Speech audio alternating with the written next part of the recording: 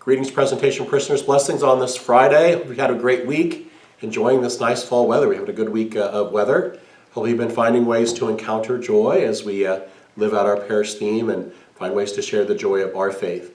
One of the important aspects of our faith is certainly prayer, and we know that prayer is especially needed in our world right now with all of the horrific and terrible things that are happening, especially in Israel and Gaza.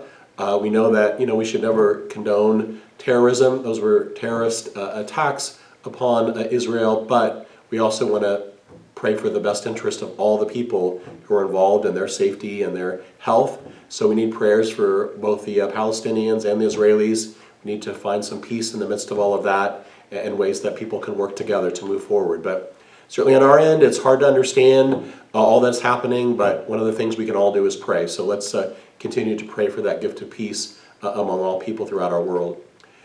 Also, just a reminder about things that are happening here. Remember that we have our annual Remembrance Masses. Those are coming up on Sunday, November 5th at 8 a.m. and 10 a.m. So we all know that the Chiefs play that morning at 8:30 overseas. And so for some people, that's going to be a big issue. But just know we're going to try to find ways to accommodate that. You can always record the game, but we do hope people participate in those Remembrance Masses. We also hope that everybody doesn't come to 4:30 Mass on Saturday, because then that creates other issues. And also, the Knights of Columbus will be serving their breakfast after the 8 a.m. and 10 a.m. Masses, and they will be showing the game in the auditorium.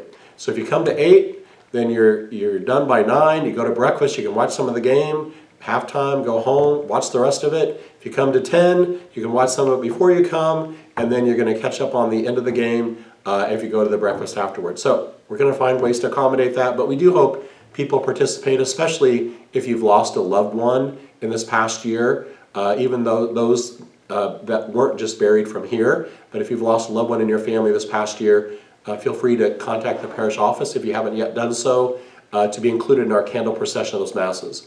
But those are 8 a.m. and 10 a.m. on Sunday, November 5th. We know the Chiefs game's happening also, but we do hope people will take time. God before Chiefs. I think that's important for us to remember at times. And you can always watch the game later.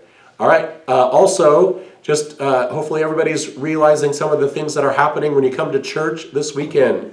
Our new kneelers are in. And so they were finished on Wednesday.